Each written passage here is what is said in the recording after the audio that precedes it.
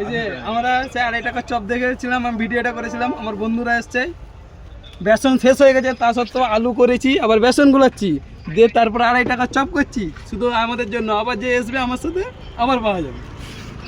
ঠিক আছে কাকু, আইনা চপ আছে সত্যি নাকি ও? অবশ্যই সত্যি তো এটা?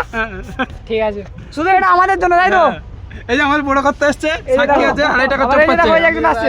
2.5 টাকার চপ খেয়েছি আমি। ঠিক আছে, ভীষণ টেস্ট। আবার এখানে আবার 3 টাকাতে কাপের ভাড়ে মাটির ভাড়ে চা দিচ্ছে।